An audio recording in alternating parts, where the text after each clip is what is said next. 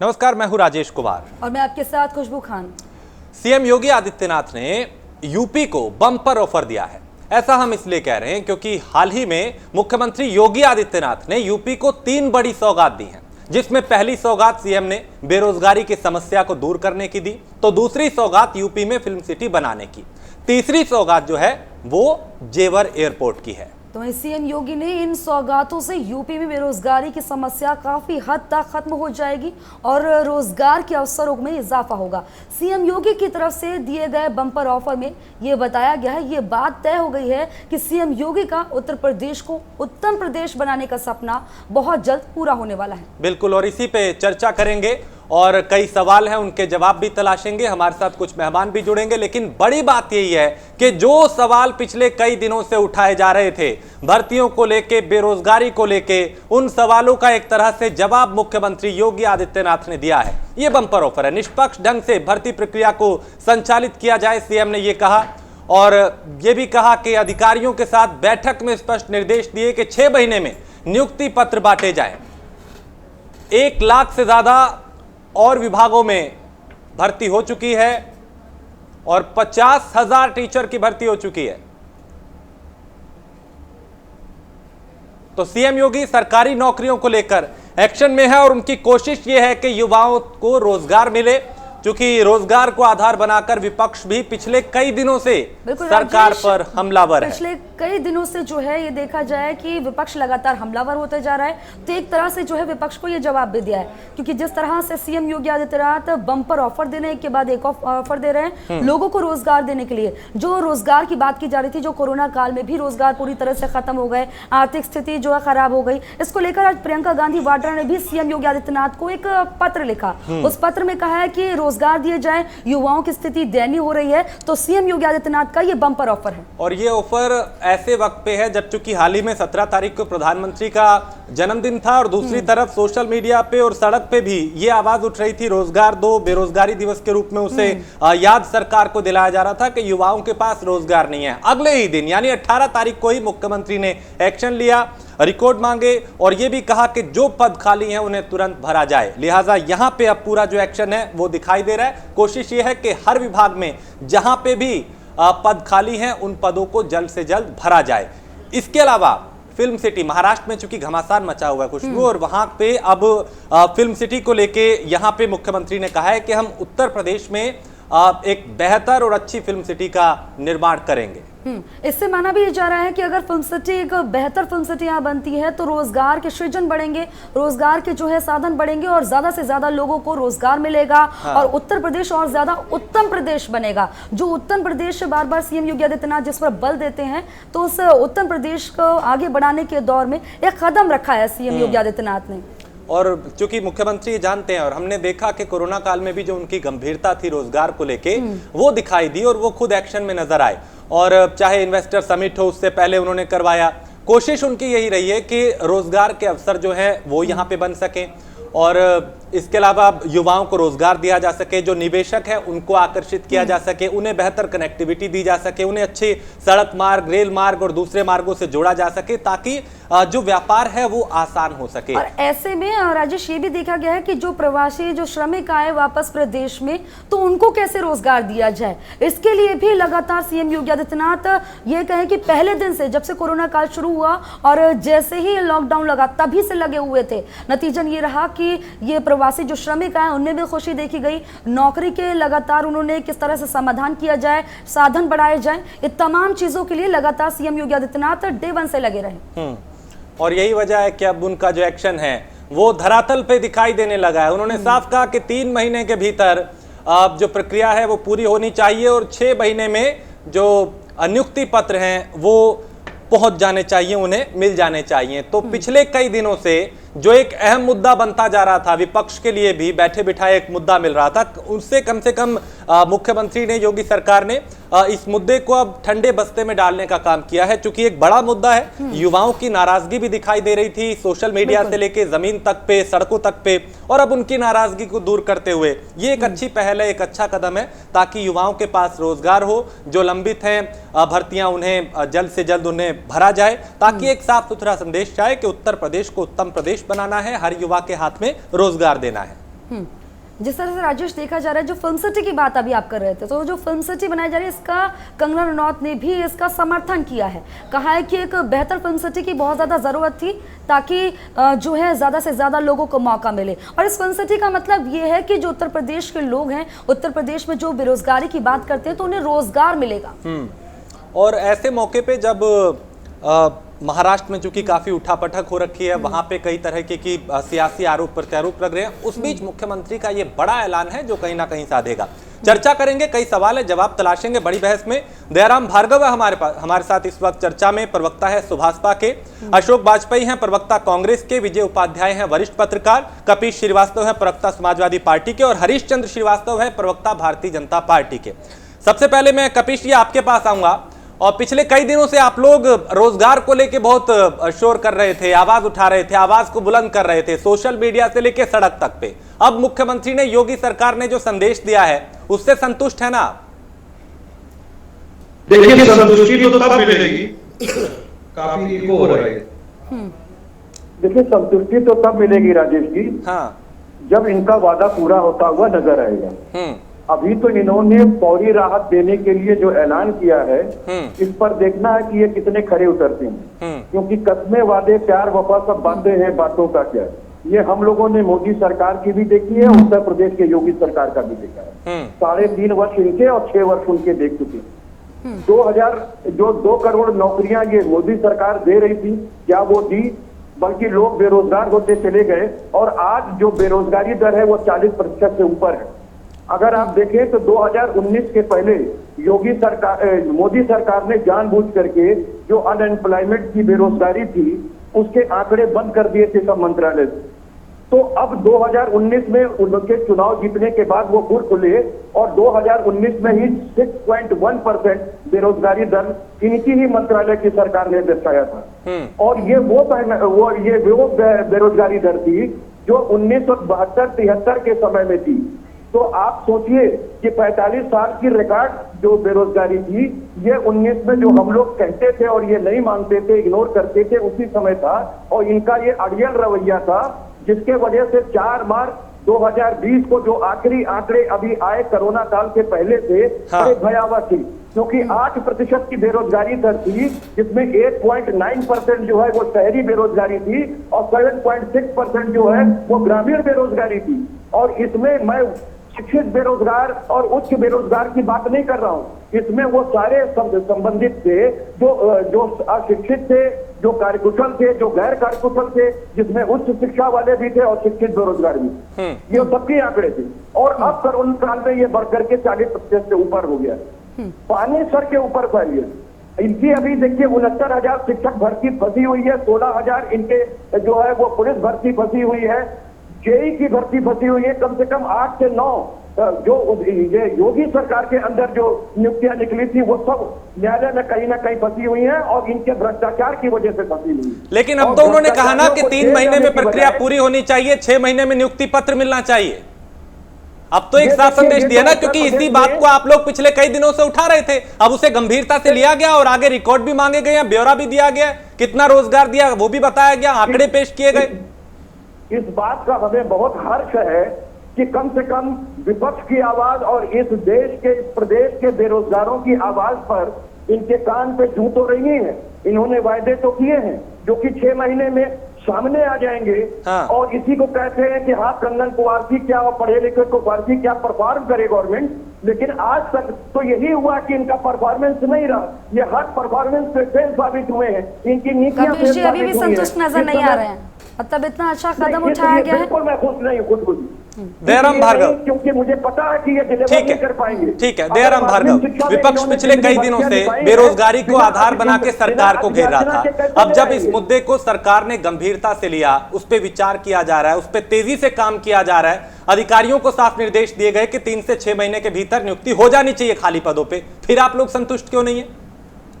राजेश भाई, हाँ दयाराम भार्गव, देखिए अगर सरकार की मंशा बढ़िया होती तो विपक्ष को क्या जरूरी है इनके काम में बाधा डालने की। ये लोग तो खुद बाधा डालने के विपक्ष को जो है मौका देते हैं।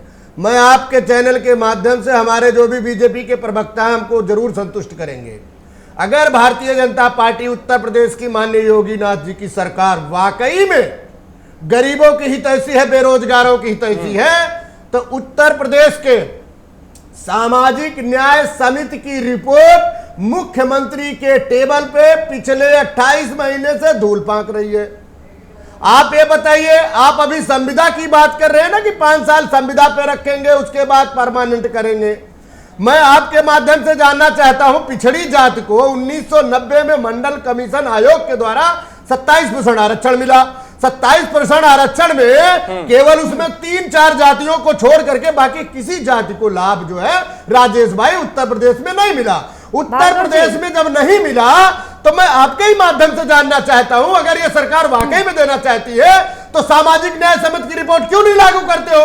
अरे लागू कर दो तो संविधा में जो आप काम दे रहे हैं उन लोगों को वर्गीकरण जो हुआ है पिछड़ा, अति पिछड़ा, सर्वाधिक में, खुशबू जी में वही आ रहा हूं। नहीं बिल्कुल आप जो कहना क्या चाह रहे ये हैं, जो कदम उठाया गया है सीएम योगी आदित्यनाथ द्वारा कि ज्यादा से ज्यादा भर्तियों और जल्द से जल्द भर्ती के निर्देश दिए हैं, इससे आप लोग खुश क्यों नहीं नजर आ रहे हैं? क्योंकि ये तो एक अच्छा कदम उठाया गया है ताकि लोगों को रोजगार मिल सके, बेरोजगारी खत्म हो सके, यही तो मुद्दा उठा रहे थे बार बार, तो आखिरकार उस पर तो मोहर लग गई है। सीएम योगी आदित्यनाथ ने कदम उठा दिया इस पर। इनका मोहर जो है उत्तर प्रदेश के 2019 के और 18 के लास्ट में था।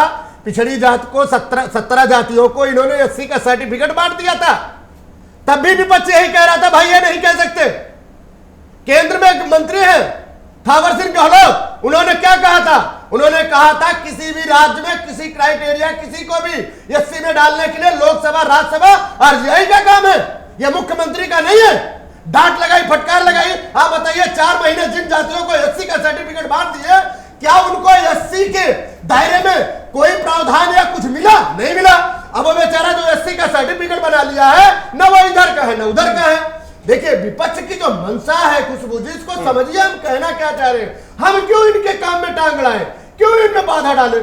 बाधा डालने की जो प्रक्रिया सरकार की, मैं वही तो बता रहा हूं। अगर इनकी मंशा सही है तो सामाजिक न्याय समिति की सवाल रिपोर्ट, करिए, बिल्कुल विपक्ष का काम है सवाल करना, मैं लेकिन बता रहा जो हूं, अगर रोजगार में है तो उसकी तारीफ भी तो करिए। खुशबू जी, सुहेल देव भारतीय समाज पार्टी के राष्ट्रीय अध्यक्ष, पूर्व उत्तर प्रदेश के कैबिनेट मंत्री माननीय ओम प्रकाश राजभर नेताजी, उनका विभाग पिछड़ा विभाग था।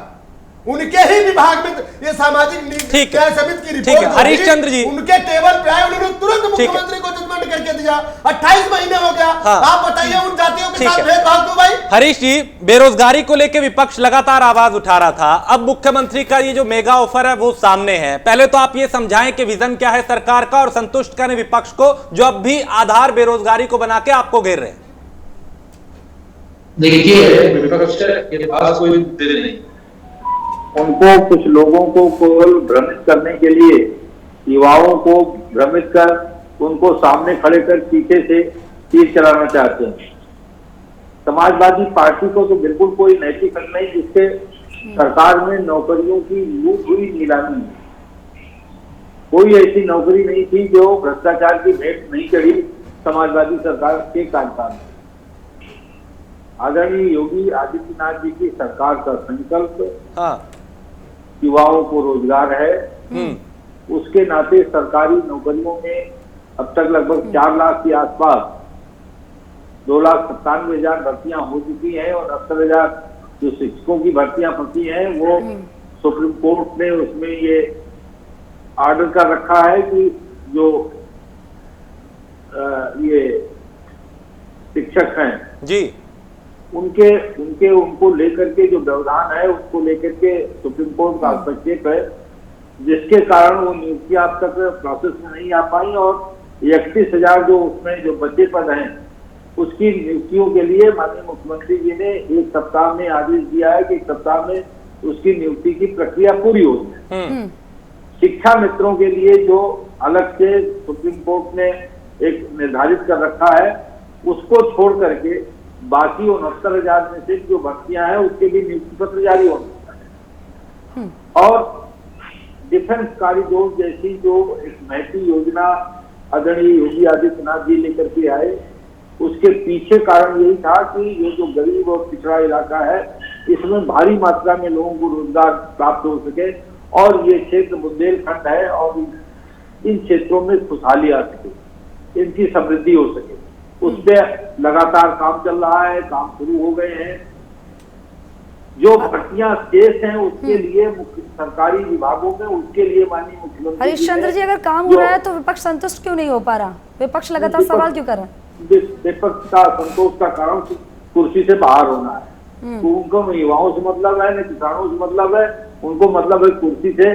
कुर्सी को लेकर के वो जनता को भ्रमित करने की कोशिश करते हैं, हो सकता है भ्रम डाल करके ये कुर्सी तक पहुंच जाए, लेकिन इसमें वो कामयाब इसलिए नहीं होंगे कि इस कोरोना जैसे महासंकट में भी, महामंदी में भी 50 लाख से ज्यादा रोजगार केवल एमएसएमई सेक्टर में उत्तर प्रदेश के नौजवानों को मिले हैं। हरिश्चंद्र जी, क्योंकि लगातार उनको मिले। राजेश भाई, मैं एक बात रखना चाहूंगा, 50 लाख इन्होंने किस सेक्टर में नौकरी दिया उत्तर प्रदेश में? 50 लाख जो इन्होंने नौकरियां उत्तर प्रदेश में कोरोना काल में दिया, किस सेक्टर में दिया वो क्लियर करेंगे? आपने मनरेगा का जो गड्ढा खोजने वाला है, जो पीएचडी और एमए किए हुए बंदों को क्या नाम है 203 रुपए में फावड़ा चलाने के लिए आप रोजगार बता रहे हैं क्या? अरे शर्म करिए भाई, आप लोग इतना सिगुबा छोड़ते हैं। कम से कम पढ़े लिखे नौजवानों के तो साथ इस तरह अन्याय मत करिए। हद हो गई आपकी, क्या डिफाइन करने बैठे हैं? 50 लाख रोजगार किस सेक्टर में आपने दिया? और इनका सिगुबा भी देख लीजिए, इन्होंने 2018 में इन्वेस्टर समिट लाए थे, उसका क्या हुआ? कितनी कंपनियां चाहिए, क्या रोजगार आपने दिया? आकर के केवल झूठ मूठ की बातें करना, ये अच्छी बात नहीं है। तो जवाब मिलेगा। अभिषेक जी भी हमारे साथ बने, ठीक है, आपके पास आएंगे अभिषेक 9 लाख जी, क्योंकि प्रियंका गांधी वाड्रा ने सीएम योगी आदित्यनाथ को पत्र लिख के मांग की थी कि रोजगार के साधन बढ़ाए जाए और रोजगार खत्म हो रहा है। ठीक है, भार्गव जी आपके पास आइए, बाकी लोग भी बैठे हैं। भार्गव जी आपके पास आइए, भार्गव जी औरों की भी सुन लीजिए। तो क्या आप इससे खुश हैं अब अभिषेक जी? आरक्षण का देखिए, अगर खुशबू जी, अगर युवाओं को रोजगार मिले तो मुझे लगता है पार्टी से ज्यादा खुश कोई नहीं होगा। लेकिन ये सरकार की कथनी और करनी दोनों में अंतर है, ये समझने वाली बात है। तो क्या अंतर नजर आ रहा है आपको? क्योंकि यही तो मांग कर रहे थे, ये मांग तो मान ली गई, अब तो पूरी हो रही है, तो क्या अंतर नजर आ रहा है? अरे कहना और करना दोनों में अंतर है। भर तो ये पिछले काफी टाइम से सड़कों के गड्ढे भी रहे थे, क्या वो गड्ढे भर गए? आज तक कहीं नहीं भरे ना। उसी तरीके से ये लोगों को दिलासा देना चाह रहे हैं, क्योंकि चुनाव नजदीक आ रहा है। योगी सरकार का बम्पर ऑफर है, तो क्या आप इसके पक्ष में? मैं तो कहता हूँ बम्पर ऑफर तो आप नौकरियां तुरंत का तुरंत दीजिए ना। 50 लाख आप नौकरियां बता रहे हैं आप दे चुके कोरोना काल में, तो कहाँ पे अभिषेक की सारी चीजें प्रोसेस के साथ होती है, प्रोसेस होता है हर चीज का, तो प्रोसेस के लिए बोल तो दिया। खुशबू जी, आप 50 लाख नौकरियों की बात करें, कहाँ कहाँ पे दे दी, इसका भी तो ब्यौरा आप दीजिए ना। आप बता रहे हैं इन्वेस्टमेंट आया, तो इन्वेस्टमेंट गया कहाँ, आप ये भी तो बताइए ना। ठीक है, चलिए जवाब ले लेते हैं, सवाल किया तो जवाब भी ले लेते हैं। एक चीज और खुशबू जी, मैं आपके माध्यम से पूछना चाहता हूँ कि 1.5 लाख करोड़ जो कॉर्पोरेट सेक्टर को छूट दी गई, वो 1.5 लाख करोड़ मार्केट में इन्वेस्टमेंट क्यों नहीं आया? अगर इन्वेस्टमेंट आता तो उससे लोगों को रोजगार मिलता है ना। ठीक है, वो कहाँ चले गए 1.5 लाख? ठीक है, सवाल कर लिया। कपिश जी आपके पास आएंगे। हरिश्चंद्र जी सवाल कर रही है कांग्रेस से, इसका जवाब दीजिए कि ये जो 50 लाख की बात कर रहे हैं, 50 लाख सेक्टर, तो ये कहाँ कहाँ दिया गया है 50 लाख लोगों को रोजगार की?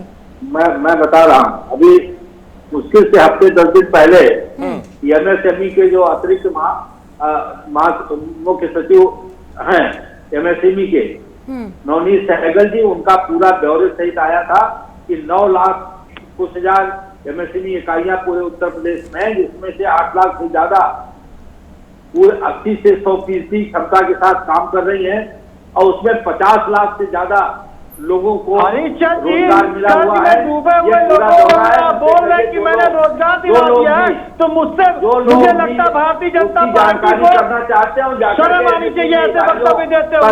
जो व्यक्ति सेक्टर में जो पहले से कर्ज में डूबे हुए हैं, उनको आप कर्ज दे रहे हैं, उसके बाद बता रहे हैं आपने उनके माध्यम से रोजगार दे दिया है। उद्योग है, और उद्योग में जो ठीक है सर। कपिश कुछ कहना चाह रहे हैं? कपिश जी आपकी टिप्पणी उसके पास में जो विजय जी के पास आना है, मैं उनके पास अब तक नहीं गया। धन्यवाद राजेश जी, मैं सिर्फ एक बात कहना चाहता हूँ। हाँ कहिए। कि देखिए, इनकी जो पुरानी भर्तियां निकली हैं, जिसमें से हमने आपको बताया कि 69,000 वो फंसी हुई है, बैक उसकी जो शिक्षा मित्रों की थी वो फंसी हुई है, और प्लस 16,000 पुलिस की फंसी हुई है। 8 भर्तियां इनकी फंसी हुई है, करीब 1,20,000 से ज्यादा पद फंसे हुए। तो इन पर कैसे कोई एक उम्मीद करे। दूसरी चीज ये जो इनसे आप पूछिए कि ये जो कह रहे हैं दाम भर रहे हैं 1.5 लाख 2 लाख सीटों को लाने के लिए और भरने के लिए, जो ये कह रहे हैं कि 3 महीने के अंदर हम प्रक्रिया पूरा करेंगे और 6 महीने के अंदर नियुक्ति पत्र जारी करेंगे, तो ये भी इनसे पूछ लीजिए कि ये लोक सेवा जो सरकारी 89 की बनी हुई है उसके तहत लोक सेवकों की नियुक्ति करेंगे या संविदा पे नियुक्ति करेंगे।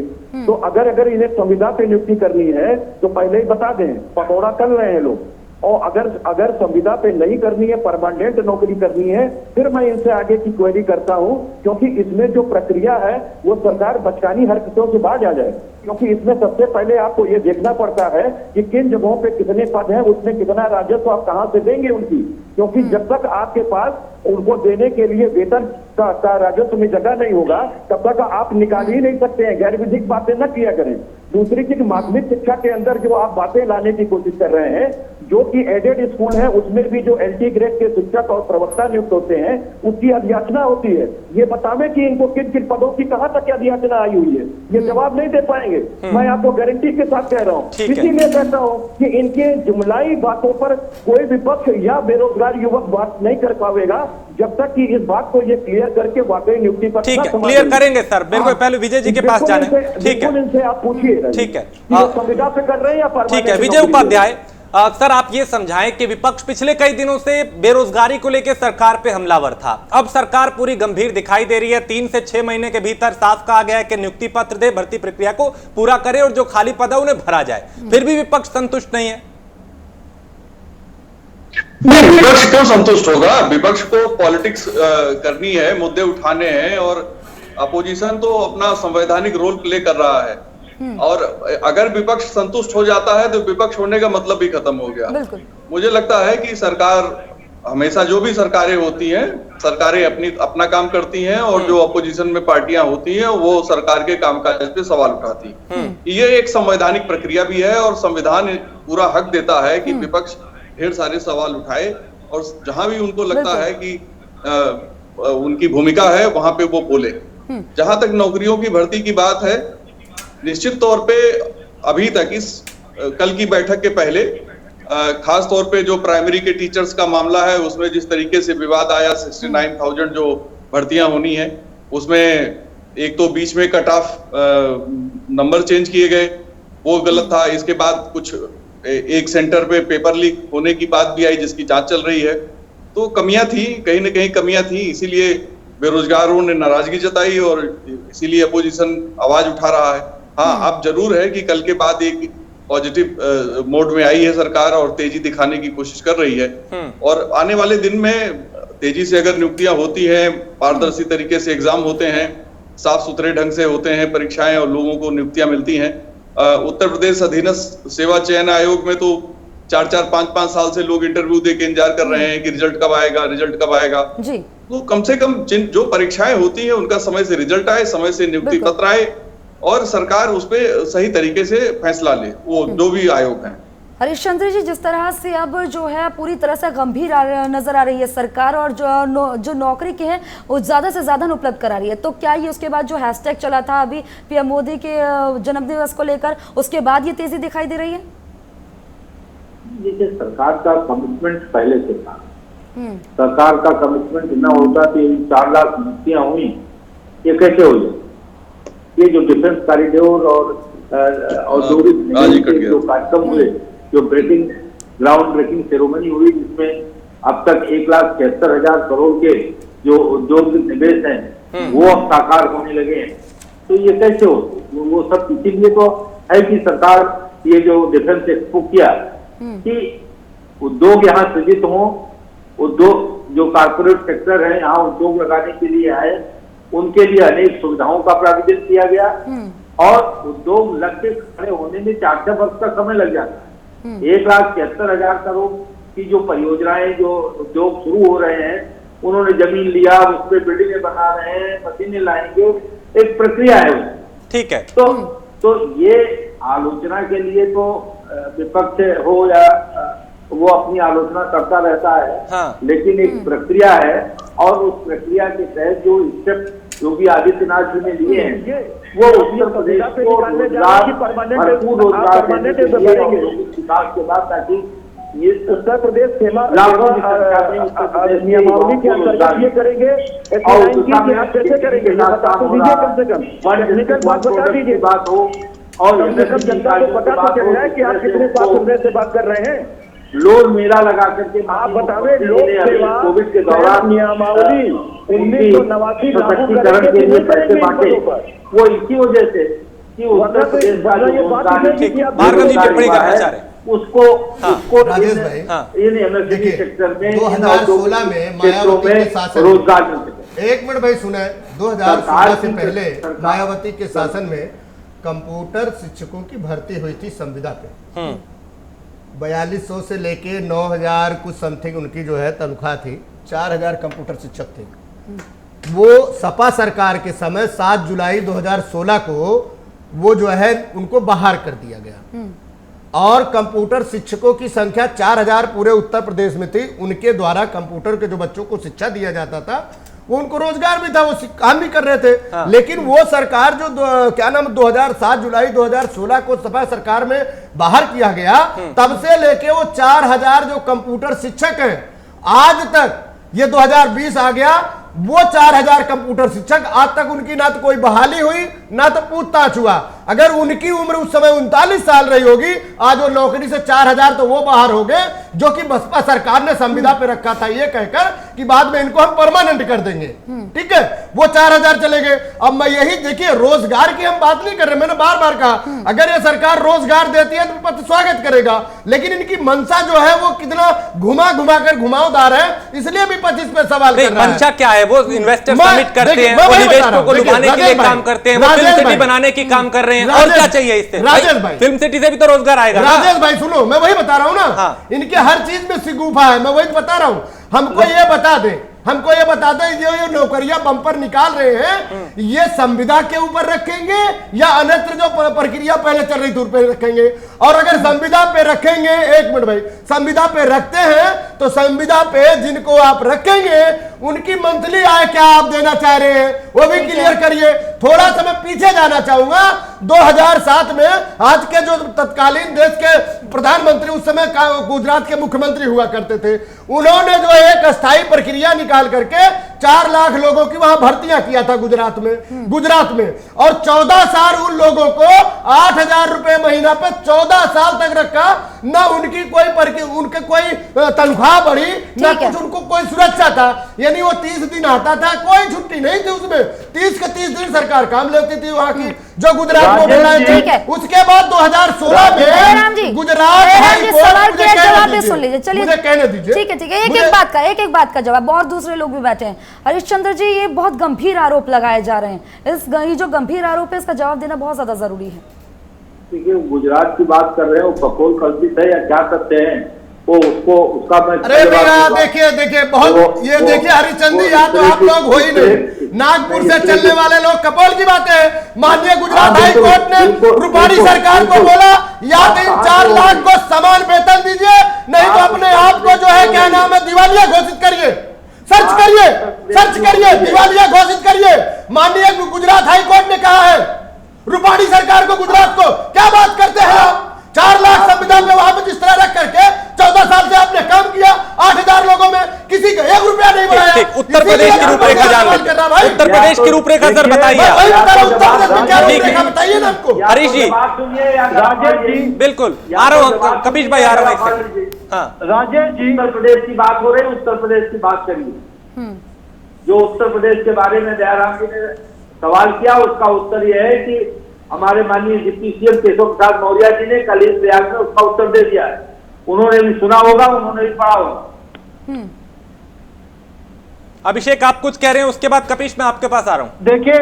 देखिए राजेश जी, मुझे समझ में नहीं आ रहा, उद्योगों को बढ़ाने की बात की जा रही है, फिरोजाबाद में कैसे उद्योग बंद हो गए, लखनऊ चिकन कारीगरी का उद्योग बंद हो गया, आप देखिए भदोही में कालीन का काम बंद हो गया। ऐसे अगर नाम गिनाने चले तो बहुत सारे वो तो पूरे भाई, अरे कैसी बात कर रहे हैं यार आप, वो खाली उत्तर प्रदेश में था क्या? कोरोना काल में तो हर जगह उसका असर हुआ है, पूरे हिंदुस्तान में, पूरी दुनिया में हुआ है। जहां आपकी सरकार है उन राज्यों में भी देखिए, वो तो हर जगह हुआ उसका असर। तो मैं कोरोना काल के पहले की बात कर रहा हूँ। पूछिए प्रियंका वाड्रा के कगार पे वो लोग पहुंचकर आप उद्योगों की बात कर रहे हैं, उद्योगों को आप जीवित तो कर नहीं पाए ये लोग। अभिषेक जी, ये मान के चलिए कोरोना काल में सभी का रोजगार छूटा है, और ऐसे में अगर कोई सरकार लगी हुई है जो बम्पर ऑफर दे रही है, जो रोजगार दे रही है, जो दिखाई दे रहा है, उसके लिए क्या कहेंगे? जो दिखाई दे रहा है, जो रोजगार दिए जा रहे हैं वो दिखाई भी दे रहे हैं। प्रियंका वाड्रा को कहाँ पे रोजगार दे दिए गए? बातों से रोजगार नहीं दिए जाते हैं ना। रोजगार के लिए कुछ पत्र लिखा क्या उन्होंने?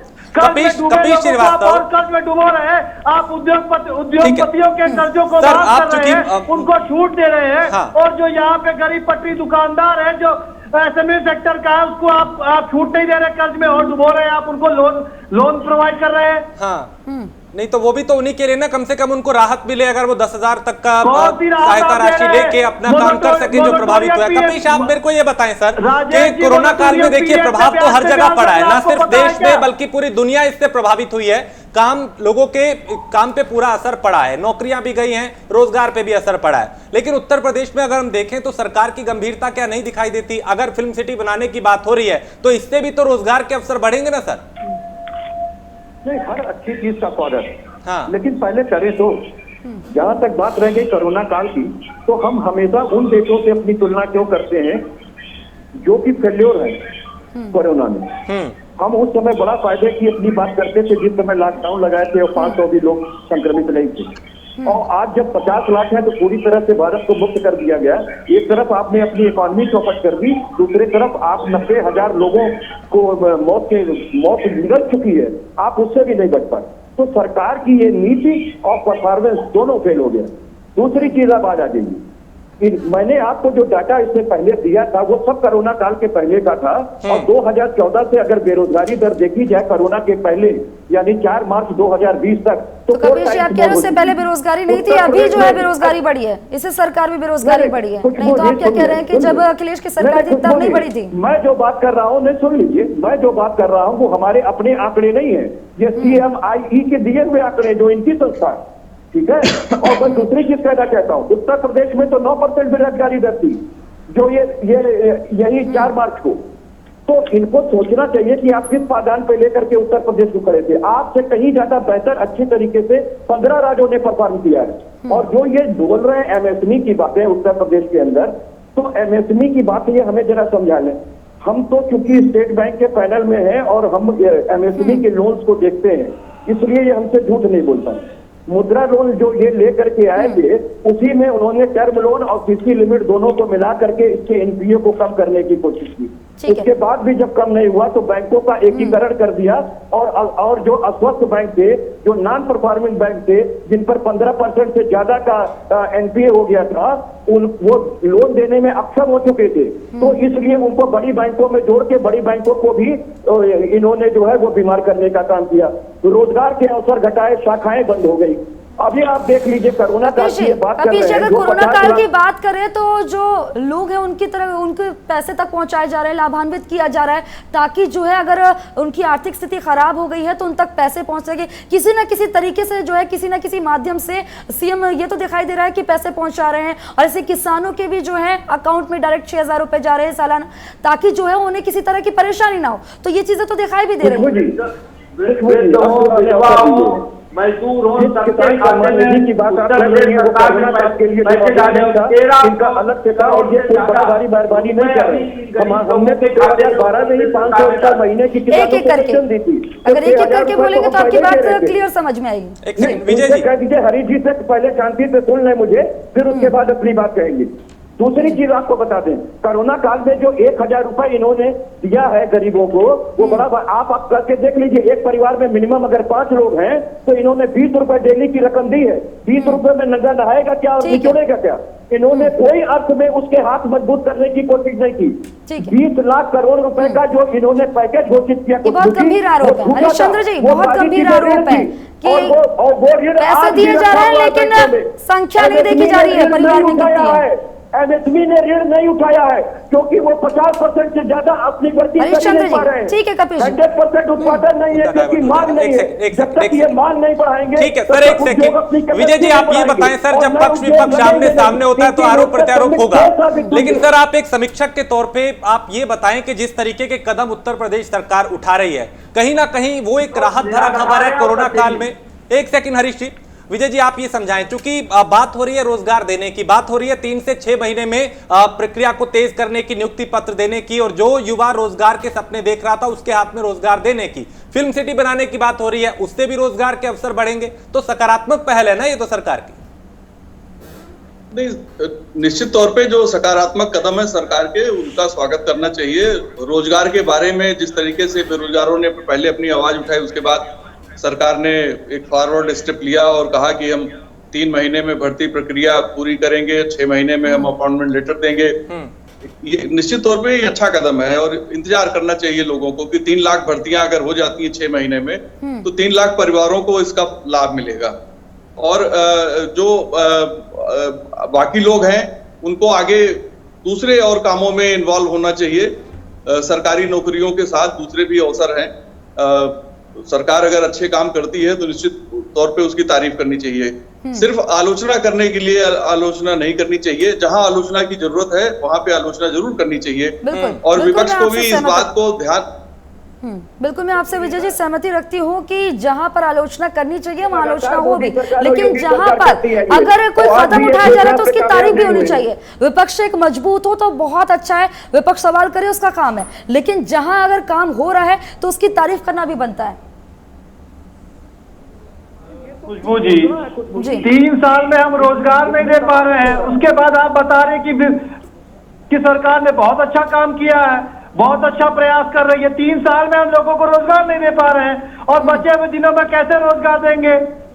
जो अभी रोजगार के लिए कदम उठाए जा रहे हैं उसके लिए आप क्या कहेंगे? मैं तो यही पूछ रही हूँ कि जो अभी कदम उठाए जा रहे हैं क्या आप उसकी सराहना क्यों नहीं करें? अगर फिल्म सिटी बनती है तो लोगों को रोजगार मिलेगा। उत्तर प्रदेश को उत्तर प्रदेश बनाने के कदम भी आपके प्रयास बनाने की दिशा में एक अच्छा कदम नहीं मानेंगे आप इसे? चलेगा ना, हर एक चीज में आपके घोटाले सामने आते जा रहे हैं। कब आप अभी तो आपने सिर्फ मांगा है ना, प्रस्ताव मांगा है कि कहां पे कितनी वैकेंसियां चाहिए, उसके बाद तब इस प्रोसेस को आप आगे बढ़ाएंगे, कितना टाइम पीरियड बचेगा, उसके बाद फिर आ जाएंगे चुनाव, तो कहां से आप उसको इम्प्लीमेंट कहां से करेंगे? हरीशचंद्र जी सुन रहे हैं आप जो है संतुष्ट नहीं करा पा रहे, यानी कि कह रहे हैं कि बीजेपी जो है कदम तो उठा रही है लेकिन संतुष्ट नहीं करा पा रही है, तो वो संतुष्टि बहुत ज्यादा जरूरी है। नहीं, लोग संतुष्ट हैं, विपक्षी दल जरूर संतुष्ट है। हरीशचंद्र जी लोग अगर संतुष्ट है तो लोग सड़कों पे ना आते, लोगों को आपने खून के आंसू रुला दिया है, बेरोजगारों के हाथ में आप पहले से कटोरा थमा दिया है आपने, और आज अपराध की संख्या देख रहे हैं किस कदर अपराधी बढ़ गए हैं। जितने घोटाले और अपराध भ्रष्टाचार था उसको समाप्त करके पारदर्शी तरीके से नियुक्तियां करना और 4 लाख। बिल्कुल ठीक बात कह रहे हैं आप ऐसे पारदर्शिता दिखवा रहे हैं जिसमें एक एसपी लेवल का व्यक्ति जो घूसखोरी कर रहा है, अगर घूस नहीं मिल रही है तो क्राइम पे आमादा है, आज तक वो सस्पेंड नहीं किया गया, उठाए हैं जान में उठा दी गई। उत्तर प्रदेश के सम्मानित नागरिकों के कल्याण के लिए भार्गव जी आप लोग लगातार इस मुद्दे को उठा रहे थे, अब भी अगर उसी मुद्दे को उठा रहे हैं तो फिर क्या समझें कि सिर्फ सियासत करनी है? अगर सरकार अच्छा पहल भी कोई करती है, अच्छी पहल भी करती है, तब भी आप लोग उससे नकारात्मक रवैये को ही आपका हम लोग देख रहे हैं। राजेश भाई देखिए, मैं बार बार कह रहा हूं विपक्ष क्यों सवाल उठाए? 3.5 साल हो गया, कुछ काम तो किया नहीं। पीछे जो इन्होंने सिगुबा छोड़ा आकर के यहां भी छोड़ दिया, 3 महीने में कर देंगे, 6 महीने में कर देंगे। पिछली जो इन्होंने जो भी वादा किया पूरा किया क्या? अगर पूरा किया होता तो विपक्ष क्यों है तोबा मचाता? अब बात मैं करता हूं, फिल्म सिटी की बात कर रहे हैं, बनाइए, हमने कब मना किया? अच्छी बात है, रोजगार मिले, लेकिन इसी नोएडा में, उत्तर प्रदेश के नोएडा में 50,000 कंपनियां बंद हो गई। ये कंपनियां क्यों बंद हुई है? कोरोना काल की बात नहीं है राजेश भाई। अगर इसको एक कोरोना में अपनी नालायकी छिपाए तो मैं उसकी नहीं करूंगा। ये नोटबंदी की बात है। नोटबंदी के बाद ये 50,000 कंपनियां केवल आपके नोएडा में बंद हुई है। अगर इनको रोजगार देना होता है, बताइए जो कंपनियों में काम करने वाला कौन व्यक्ति था? वही पढ़ा लिखा अर्थहीन व्यक्ति था जो अपने गांव से छोड़ करके शहर आया था। रोजी रोटी के लिए आया था, अपने बच्चों को लालन पालन करने के लिए आया था, कंपनियां बंद हुई, 8,000 मिलता था वो 6,000 में करना शुरू कर दिया। लेकिन फिर उसी बंदे ने फिर उसी पार्टी को वोट दिया ना, 19 में दोबारा से वही प्रधानमंत्री बने ना। भाई सुनो ना भाई, नहीं आप लोग समझा ही नहीं पाए ना। अरे वोट का सिगुफा छोड़ने वाले लोग, झूठ बोलने वाले लोग, गुमराह करने वाले लोगों को हरीश जी की आवाज उठाई बताएगी 2022 में इन्होंने 4.25 साल में कुछ किया हो तो बता दो एक उपलब्धि। अभी हमारे भाई ने कहा योगी जी जब शुरुआत में कुर्सी संभाले थे तो उत्तर प्रदेश के 15 दिन में गड्ढा मुक्त सड़कें बनाने का काम किए थे। बताइए कौन से क्षेत्र में गड्ढा मुक्त होगा? इनका एक भी इन्होंने एंटी रोमियो बनाया था, एंटी रोमियो स्क्वाड कहा उत्तर प्रदेश में। अरे भाई मैं कहता हूँ श्रीवास्तव जी, आपने जो जो सिगुफा छोड़ा उस पर क्या आप खरा उतरे? एक खरा उतरे बता दो। एंटी रोमियो कहा है? गड्ढा मुक्त सड़कें हुई क्या उत्तर प्रदेश में? बताइए ना आप। और आप कहते थे हर साल हम 3 लाख नौकरी देंगे। अरे भाई आप 3 लाख नौकरियों की बात उत्तर प्रदेश में कर रहे थे, हर साल देंगे। इस तरह 3 साल में 9 लाख नौकरी होना चाहिए। आपने तो नौकरी दिया नहीं, लोगों को बेरोजगार कर दिया। और दूसरी बात बताइए राजेश भाई, उत्तर प्रदेश की आबादी 24 करोड़ है। आप समझिए 24 करोड़ की आबादी में ये जो दिखा रहे हैं कि क्या नाम है, इन्होंने बताया कि हम 4 लाख के करीब नौकरियां दे रहे हैं, उसमें प्रक्रियाशील है, यानी कि वो अभी पद्धति में है भी नहीं जिसको ये गिनवा रहे हैं। मेरे पास डाटा है पूरा, कहो तो मैं दिखा दूं इनको। इन्होंने वो प्रक्रियाशील भी गिनवा दिया 3 लाख 4.25 लाख में, जिनकी प्रक्रियाहीन है, जो कोर्ट द्वारा इनकी नाकामियों की वजह से रुका हुआ है, वो भी इसमें प्रक्रिया इन्होंने जोड़ दिया। अभी किसी की नौकरी तो फाइनल हुआ नहीं, आपने गिना दिया। इसीलिए जो आप 3 महीने की बात कर रहे हैं, आप हमको यही बता दीजिए ये 3 महीने जो आप दे रहे हैं क्या संविदा पे आप देंगे? ठीक है, या पिछली प्रक्रिया पे देंगे? हमें ये जवाब चाहिए आपसे हरीश जी। श्रीवास्तव जी जवाब चाहिए। हरीश जी आप ये रोजगार दे रहे हैं, इशारों में हरीश जी से जवाब ले लेते हैं। हरीश जी आपको जवाब दे दिया था, फिर से जवाब देता हूँ। रेगुलर नियुक्तियां होंगी, संविदा की नियुक्तियां नहीं होंगी। कल हमारे सम्मानित उप मुख्यमंत्री केशव प्रसाद मौर्य इस पर बोल चुके हैं। ठीक है, फिर मैं आपको दोहरा देता हूँ। ठीक है कपिश जी, आप कुछ कहना चाह रहे हैं अभिषेक, उसके बाद मैं आपके पास आ रहा हूँ। जी मैं इसलिए कहना चाह रहा हूं कि जो हमेशा भारतीय जनता पार्टी की जो सरकार कमजोर रही कोरोना के मैनेजमेंट पे, और वो कोरोना को ही एक आड़ बनाना चाहती है अपनी विफलताओं को छुपाने की। इसीलिए मैंने जितने भी आपको आंकड़े दिए थे वो सब कोरोना काल के पहले के दिए। एक बात याद और दिला दें कि 2019 के अंदर ऑटो सेक्टर में करीब 12 लाख लोग सीधे प्रभावित हुए थे जिनकी नौकरियां चली गई थी। और क्या बोलते हैं, जो अप्रत्यक्ष रूप से उनसे ट्रक वाले जुड़े और अन्य लोग जुड़े और तमाम लोग जुड़े, उससे मिस्त्री और मैकेनिक जुड़े हुए थे, वो सब अगर मिला दिया जाए तो करीब 35 लाख लोग बेरोजगार हो गए थे 2019 में।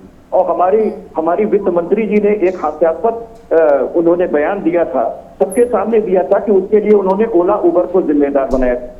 ठीक इसी तरीके से गडकरी साहब ने, आपने देखा होगा कि किस तरीके से उन्होंने कहा कि जहां रेलवे इतनी खचाखच भरी जा रही हो, जहां प्लेन्स भर करके जा रहे हो और लोगों की शादियां हो रही हो, वहां कहां से मान सकते हैं कि अर्थव्यवस्था में सुस्ती है। खैर उसमें उन्होंने इस बात को अपने वापस भी लिया था। और इसी तरीके से इनके तमाम मंत्रियों ने उल जुलूल बातें की। दरअसल इनका ये जो अड़ियल रवैया है और जो ये विपक्ष के सुझाव नहीं मानते हैं, उसके कारण ये बेरोजगारी है। हाँ। और अभी आपको बता दें जो कि वर्तमान समय में जो एमएसएमई सेक्टर उत्तर प्रदेश का है वो पूरी तरीके से चरमरा गया है। कारण क्या है कि इन्होंने जो 20 लाख करोड़ की घोषणा की उसमें सब ऋण दिया, उन्होंने डायरेक्ट फायदा उनको कोई नहीं दिया। जैसे फिक्स चार्ज भी अगर ये बिजली का माफ कर दिए होते 3-4 महीने का तो उनके हाथ में कुछ ताकत होती। ये कहते हैं कि ऋण ले लो, अब वो 50% में पहले ही से प्रोडक्शन कर रहा है क्योंकि देश में इस समय आर्थिक मंदी आपकी 23.9% की जीडीपी हो गई है। जब कोई किसी के हाथ में क्रय शक्ति नहीं है तो उद्योग उत्पादन कहां से करेंगे? तो जब उत्पादन नहीं करेंगे और माल बिकेगा नहीं तो उद्योग चलेंगे नहीं और रोजगार आएगा नहीं। तो ये जितने तर्क हरीश जी ने दिया है, सामान्य प्रज्ञावान का व्यक्ति भी कहेगा। विजय जी, ये विपक्ष जो इस वक्त अभी हमलावर है सरकार पे, क्या इसका मैसेज जनता के बीच में जा रहा है या फिर मैसेज ये चला गया कि साहब अब सरकार रोजगार को लेकर गंभीर है? नहीं, जरा सवाल रिपीट करेंगे अपना राजेश जी। एक मैं ये जानना चाहता हूं कि एक तरफ विपक्ष अब भी अपनी जो नाराजगी है वो दिखा रहा है कि साहब इनकी करनी और कथनी में फर्क है, आज जो कहा है वो पता नहीं होगा नहीं होगा, इस तरीके के आरोप लग रहे हैं। लेकिन 17 तारीख को हमने देखा था, एक बड़ा ट्रेंड चला था, विपक्ष भी सड़कों पे था, बेरोजगार युवा भी सड़क पे थे। उसके बाद अगले दिन से ही हमें गंभीरता उत्तर प्रदेश में कम से कम दिखाई देने लगी, मुख्यमंत्री गंभीर दिखाई दिए। तो मैसेज जनता के बीच में जो जा रहा है वो आज भी विपक्ष का जा रहा है या सरकार की तरफ से जो कदम उठाया जा रहा है वो जा रहा है? नहीं, दोनों का जा रहा है और जनता को तय करना है कि वो किस चीज को ज्यादा पसंद करती है। बिल्कुल। देखिए, अपोजिशन कम से कम बोलने तो लगा, मुझे तो लग रहा था कि अपोजिशन सरकार से मिला हुआ है, और डेमोक्रेसी में अपोजिशन का सरकार से मिल जाना बहुत ही दुर्भाग्यपूर्ण बात होती है। बिल्कुल। एक सन्नाटा रहा है 3.5 साल तक, अपोजिशन कहीं भी ठीक से अब जनता के मुद्दों को नहीं उठा रहा था। दूसरा, सरकार भी कई बार संवेदनशीलता से चीजों को हैंडल कर रही थी। और आप ये देखिए कि ये कोई बेरोजगारों वाला जो ट्विटर पे जो ट्रेंड हुआ वो कोई अपोजिशन की कॉल पे नहीं हुआ है, वो बेरोजगारों ने अपनी तरफ से शुरू कर दिया। इसकी क्रेडिट कोई अपोजिशन ले रहा है, ये ठीक बात नहीं है कि बेरोजगारों ने अपनी नाराजगी जताई सोशल मीडिया पे और सरकार ने उसको संज्ञान में लिया। अपोजिशन ने उसमें बेरोजगारों का साथ जरूर दिया, हाँ में हाँ मिलाई, चूंकि उनके पास और कोई उनकी भूमिका ही यही है, वो इसके अलावा और उनके पास ऑप्शन नहीं था कि बेरोजगारों के साथ भी अगर अपोजिशन नहीं खड़ा होगा तो आखिर अपोजिशन किस बात का अपोजिशन होगा फिर। अभी तो सारे अपोजिशन के दल आपस में अपनी पहचान मजबूत करने के लिए, जनता में पैठ बनाने के लिए कोशिशें कर रहे हैं, और एक अच्छी बात है। और ये तब शुरू हुआ जब आम आदमी पार्टी के संजय सिंह यहाँ इतने एक्टिव हुए, उसके बाद से लगा बाकी दलों को कि भाई हमें भी अपनी भूमिका करनी चाहिए। तो लोगों ने ये कम से कम बेरोजगारों के मुद्दे पे सोशल मीडिया पे आके उनकी हाँ में हाँ मिलाई है। और ये बातें जो तमाम तरीके के और आरोप प्रत्यारोप की बातें हैं, उनका कोई बहुत महत्व नहीं है। अपोजिशन की अपनी भूमिका है और उसे निभाना चाहिए। ठीक सर, कपीश इस पे टिप्पणी करना चाह रहे हैं। कपीश जी।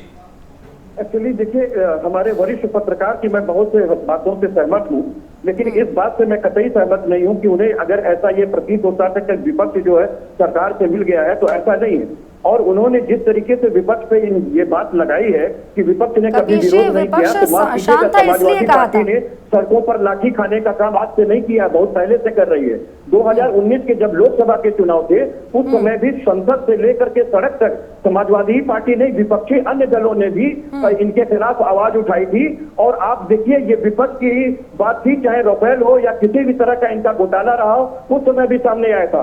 बेरोजगारी दर जब हम लोग चिल्लाते रहे कि बेरोजगारी दर इस कदर बढ़ गई है, और यहाँ तक कि इन्होंने जो वर्ल्ड बैंक से और अन्य जगहों से लोन ले रखा है वो 51%, उस समय भी मैं बात ये सारी चीजें रखता रहा, विपक्ष ने भी रखी। उस समय भी जब आरबीआई से इन्होंने रिजर्व फंड को लेने की बात की, उस समय भी जब आरबीआई के गवर्नर हटाए गए, तो ये तमाम ऐसे मुद्दे थे कि विपक्ष ने कहा, लेकिन मीडिया ने साथ नहीं दिया और जनता ने इनका साथ सिर्फ पूरी जैसे हमले करवाकर और क्या बोलते हैं छद्म राष्ट्रवाद दिखाकर, छद्म हिंदुवाद दिखाकर इन्होंने देश की जनता विजय जी जवाब दे रहे हैं, विपक्ष की आवाज को दबाने का काम किया। ठीक है, विजय जी कर रहे हैं आपकी इसी पे वो रिस्पॉन्ड कर रहे हैं। विजय जी देखिए, इनकी पूरी बात तो मुझे नहीं सुनाई पड़ी, लेकिन कई मुद्दे, महत्वपूर्ण मुद्दे तो भारतीय जनता पार्टी के विधायकों ने ही खुद उठाए और अपनी सरकार को उन्होंने स्वयं घेरा। विपक्ष क्रेडिट लेने की कोशिश करता है तो ले सकता है वो क्रेडिट, लेकिन हम लोग जानते हैं इस बात को कि जिन मामलों को, जो महत्वपूर्ण मामले सामने आए हैं, उसमें अपोजिशन का रोल कम है, एक्टिविस्टों का और भारतीय जनता पार्टी के विधायकों का ज्यादा रोल है। अभिषेक, और भारतीय जनता पार्टी के सजग विधायकों ने अपनी सरकार के सामने कमियों को रखा है। और आप ये बताएं कि 17 तारीख को जब एक ट्रेंड चला बेरोजगारों ने जब सरकार को घेरा, आ रहा हूं कपीश भाई, तब आप लोगों ने समर्थन किया था उन बेरोजगारों का, और हर मुद्दे पे प्रियंका गांधी, राहुल गांधी, पार्टी के वरिष्ठ नेता लगातार सरकार को घेरते रहे हैं। अब सरकार गंभीरता से उस तरफ दिशा में कदम आगे बढ़ा रही है, तब भी आप आलोचना कर रहे हैं दबे पाव। देखिए, यहाँ पे बात आलोचना की नहीं है, यहाँ पे बात है हक की। हाँ। लोगों को उनका हक मिलना चाहिए। बेरोजगार जो भाई हैं, जो हमारे, उनको उनका हक मिलना चाहिए। सरकार कह तो नहीं दे रहे हैं। 3 से 3.5 साल गुजर गए हैं, तब उनको आप हक नहीं दे पाए हैं अभी तक। नंबर 1 बात। नंबर दूसरी चीज, प्रियंका जी ने और राहुल जी ने हर बार ये बात कही है कि बेरोजगारी दर में इजाफा हो रहा है। इन चीज को आप देखिए, कोरोना टाइम के पहले ही कई सारे उद्योग धंधे बंद हो गए, तब भी बाकायदा प्रियंका गांधी जी ने इस बात को उठाया था। हर जगह पे जब माननीय अजय कुमार लल्लू जी जाते हैं उनको गिरफ्तार कर लिया जाता है, चाहे वो किसी की सुरक्षा के मुद्दे पे जाए, चाहे वो पत्रकार की हत्या के मुद्दे पे जाए, चाहे वो बेरोजगारी का साथ देने के लिए जाए, हर जगह पे उनको गिरफ्तार कर लिया जाता है। तो आप तब भी अगर ये बात करें कि असंतुष्ट है विपक्ष, तो हमेशा असंतुष्ट रहेगा, क्योंकि लोगों को उनका हक दिलाने के लिए कांग्रेस पार्टी किसी भी जगह पे जाएगी और उनके हक के लिए हमेशा आवाज उठाती रहेगी। आप सबसे बड़ी चीज आप ये देखिए ना, लोगों के साथ धोखा नहीं होने देगी कांग्रेस पार्टी किसी भी कीमत पे। हर एक कार्यकर्ता सड़क पे उतरेगा, तब भी वो यही बात कहेगा लोगों के हक मिलने चाहिए, चाहे वो कोई भी कीमत हो। मैंने राजेश जी जरा आप शेख जी से पूछिए कि प्रियंका वाड्रा और राहुल गांधी जो कांग्रेस रूल स्टेट है, वहां भी बेरोजगारी को लेकर के कोई चिंता उनकी रही है क्या? वहां के मुख्यमंत्रियों को प्रियंका वाड्रा ने पत्र लिखा है? हरिश्चंद्र जी क्यों जो है बार बार आप पर आरोप लगता है, बार बार बीजेपी पर आरोप लगता है कि जो शिगुफा छोड़ा जा रहा है, ये आरोप लगता है जुमलेबाजी की जा रही है। अगर कार्य करें तो क्यों ये आरोप लग रहा है आप पर? मुख्यमंत्री वहाँ पे उन चीजों को देखते, वहाँ का अध्यक्ष उन चीजों को देख करके उस मुद्दे को मैंने पूछा ना, तो मत कीजिए। अभी नाम गिराने लगेंगे तो फिर आप भी चुपचाप बैठ जाएंगे। आपके आईटी सेल के लोग कैसे पकड़े गए थे, आतंकवादी गतिविधियों में संलिप्त थे, उसके बारे में तो आप कुछ कहिए। आपकी सरकार मंत्री राजेश भाई जो उनकी सुन रही है, आपके विधायक को दलाल कह करके निकाल दिया जाता है, उसके बारे में तो कुछ कहिए। देखिए राजेश भाई एक और मुद्दे से मत भटकिए। आज उत्तर प्रदेश में रोजगार बेरोजगारी पे राजेश भाई, खुशबू जी बड़े ध्यान से सुनिएगा। राजकीय माध्यमिक विद्यालय में लगभग 200 व्यवसाय शिक्षा के अंतर्गत शिक्षकों को रखा गया था, पिछली सरकार से ही रखा गया था। 2018 के जो है नवंबर में जो है इन शिक्षकों को ना तो रिन्यूअल किया गया, ना तो इनका मानदेय दंड किया गया, यानी कि ये 200 शिक्षक जो हैं इनका भी कोई माई बाप नहीं है। मैं यही तो बता रहा हूं कि सरकार की जो है ढपली है ना, वो बजाती तो ज्यादा है लेकिन उसमें कुछ होता नहीं है, इसलिए मैं कह रहा हूं इनका शिगुफा क्या है। दूसरी बात, मैं आपके माध्यम से अपने साथी से जानना चाहता हूं, अगर आप वाकई में रोजगार देना चाहते हैं, आरक्षण में जो लोग भी हैं उनको भी मिलना चाहिए ना। उत्तर प्रदेश में जो 27% आरक्षण है, सामाजिक न्याय समिति की रिपोर्ट भैया आपके लखनऊ के सदर में पड़ा हुआ है, उसको आप लागू कर दो, कम से कम उन बेचारों का कुछ भला हो जाएगा। उसमें 3 कैटेगरी बना हुआ है, पिछड़ा, अति पिछड़ा, सर्वाधिक पिछड़ा, कम से कम उन परिवारों का भला हो जाएगा भाई। ये 1 लाख जो आपने भर्तियां निकाला उनका भी हो जाएगा। ठीक है, अगर आप इतना दे दे किच्चू, इसको भी करके दिखाइए। जवाब ले लेंगे। कपिश आप भी टिप्पणी करना चाह रहे हैं, उसके बाद हरीश जी से बहुत जल्दी से छोटी सी टिप्पणी आपकी। देखिए एनसीआरबी की जो 2018 की रिपोर्ट आई थी, उसमें ये हतप्रभ कर देने वाला एक आंकड़ा था कि हमारे किसानों से ज्यादा हमारे बेरोजगार युवकों ने आत्महत्या की थी, और इसमें जो है ये करीब 12,936 युवकों ने आत्महत्या की थी, और किसानों ने उस साल जो है 10,349 आत्महत्याएं की थी। तो योगी सरकार इस बात को समझे कि बेरोजगारी का स्तर ये हो गया है कि शिक्षित बेरोजगार जो है किस हद पर उतर आया है, और अगर उसके साथ संविदा जैसी चीजें की जाएगी या भर्तियों पर रोक लगाई जाएगी, रिटायरमेंट के बाद भर्तियां नहीं की जाएंगी, उनको समय पे जो है वेतन नहीं दिया जाएगा, पेंशन की व्यवस्था नहीं की जाएगी, तो ये देश टूट जाएगा। करबद्ध निवेदन है कि इस पर आप जो है संविधान के अंदर जो कहा गया है,